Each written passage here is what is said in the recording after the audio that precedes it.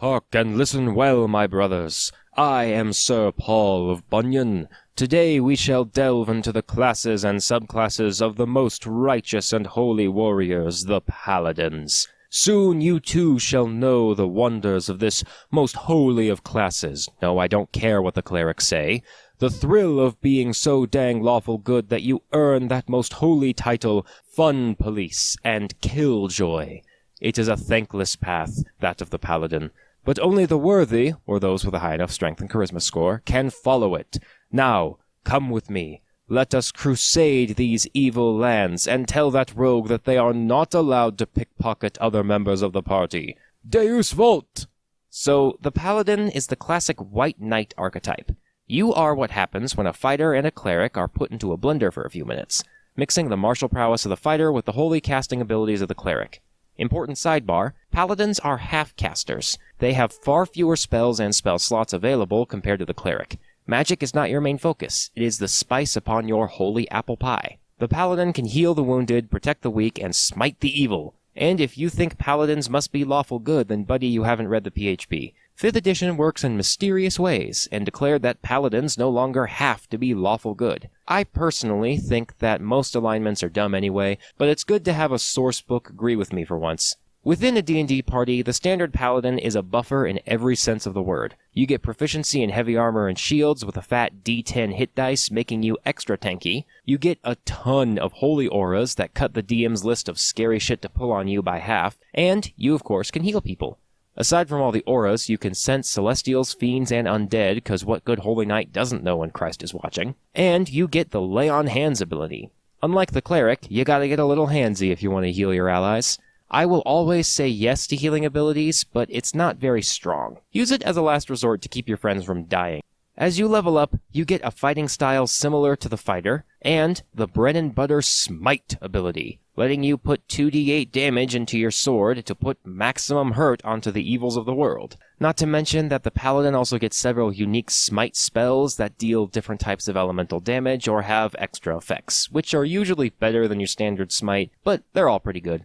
Later on, you become immune to disease because God doesn't take sick days. You get 2 auras, one of protection and one of courage, to help with saving throws and keep you and your allies from being frightened. Then you can eventually deal even more radiant damage, like an overly enthusiastic Christian youth counselor. And by level 20, you can cleanse spell effects on you and your allies. Fun fact! My very first D&D character ever was a Paladin, and I think the class does a great job at showing newcomers the ropes of D&D one level at a time.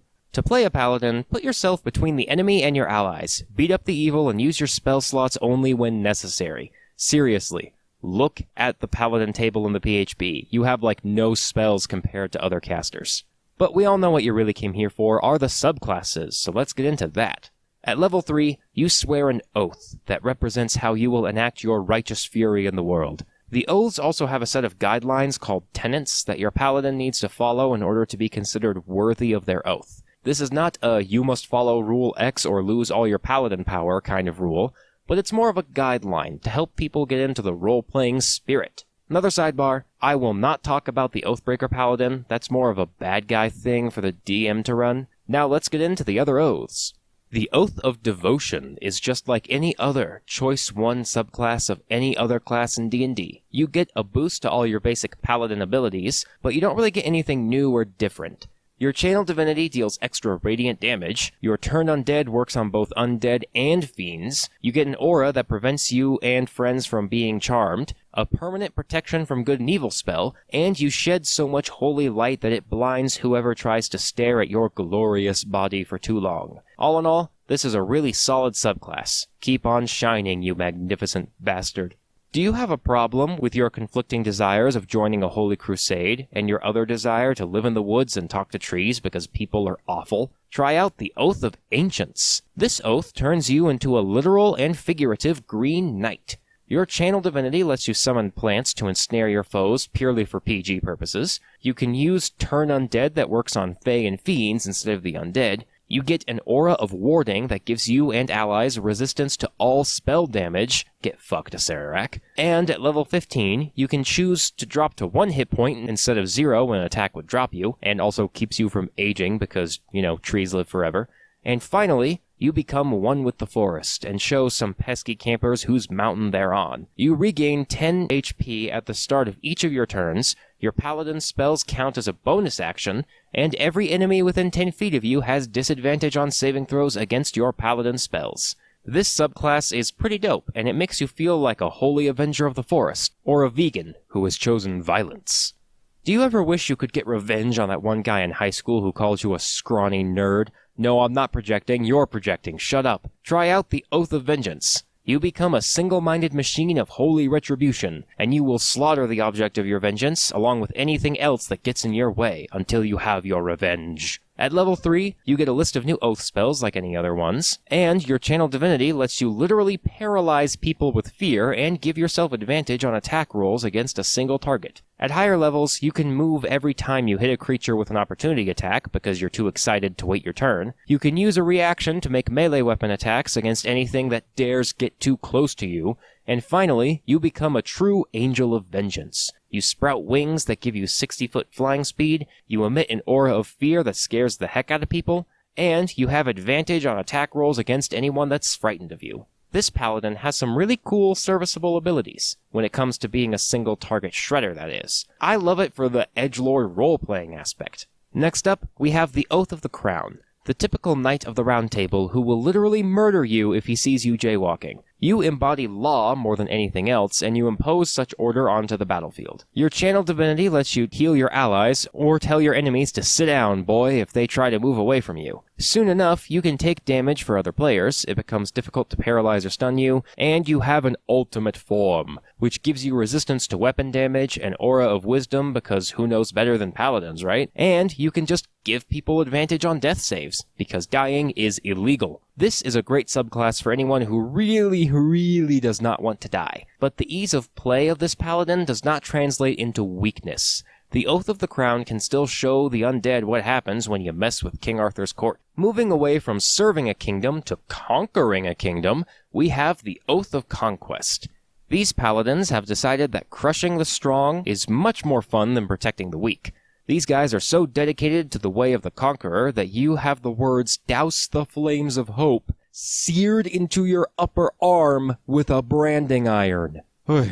At level 3, you get some nifty oath spells, a channel divinity that lets you scare the hell out of people, or gives you a plus 10 to your attack rolls, just like the war cleric.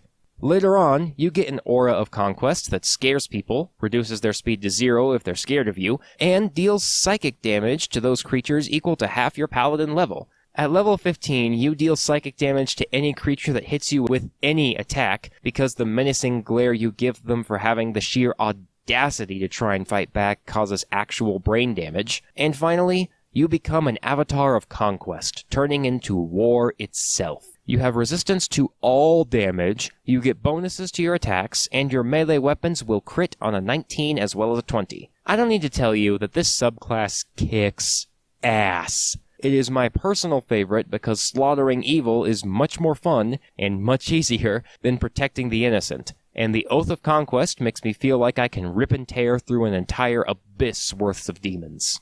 If that's a bit too violent for you, then might I suggest the Oath of Redemption. These paladins look at all they've accomplished and thought, violence is not the answer, and take up the oath to redeem themselves of their past sinful ways through violence.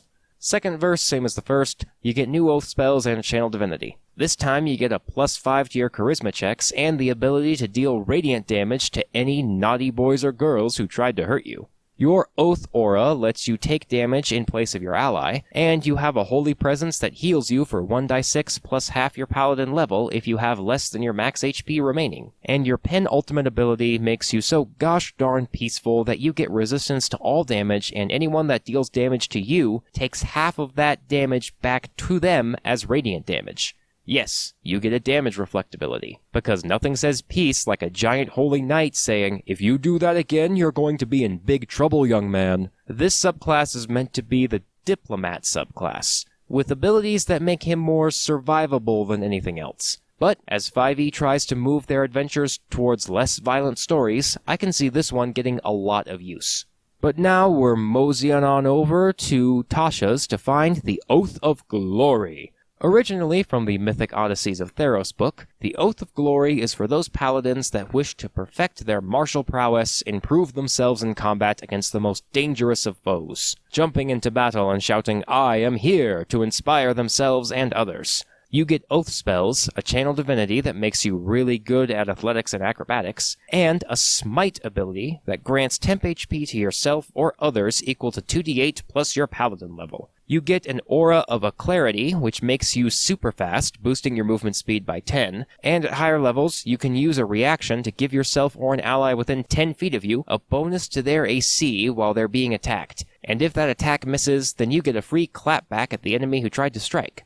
At level 20, you become a living legend. You have advantage on all charisma checks. You can just will an attack to hit when it should have missed because you're just that good, and you can reroll strength saving throws. The Oath of Glory has a lot of good ideas, but it doesn't go all the way with them. Not to say this is a bad subclass, but it's missing that bit of oomph that the others have. Finally, we come to our last of the oaths, the Oath of the Watchers. These paladins are the self-appointed wardens of the mortal world, and use their holy powers to tell any trespassing fae, fiends, celestials, elementals, or Lovecraftian horrors to GTFO. Aside from oath spells, you get a channel divinity that gives you and one other creature advantage on intelligence, wisdom, and charisma saves, and a turn undead ability that works on aberrations, celestials, elementals, faes, and fiends. This ability not only scares those creatures, but it also prevents them from attacking, which is crazy useful. At higher levels, you get an aura that grants you and allies bonuses to initiative rolls, because a paladin does not sleep, he waits. An ability that deals force damage equal to 2d8 plus your charisma to any creature whenever you succeed on any wisdom or charisma saving throw. And your final form gives you true sight up to 120 feet, advantage on attacks made against fae, fiends, aberrations, celestials, or elementals, and you get the ability to magically banish any extraplanar creature that I mentioned before when you hit them with an attack roll. The Oath of Watchers is a paladin that has turned into a walking delete button for all extraplanar entities. The only downside being that you aren't nearly as effective against anything that isn't one of those aforementioned creature types. Still, if you want to kick Cthulhu's ass, then take up the Oath of the Watchers. And that is all of them. I can now dub thee Sir Viewer for getting to the end of this video. I hope you enjoyed. Leave a like if you did, subscribe for more D&D stuff in the future, and leave a comment down below about how you would crusade the Holy Lands with your paladins. And check out my social medias and Patreons in the description to stay up to date and get some cool benefits. And don't forget to have fun on your next adventure.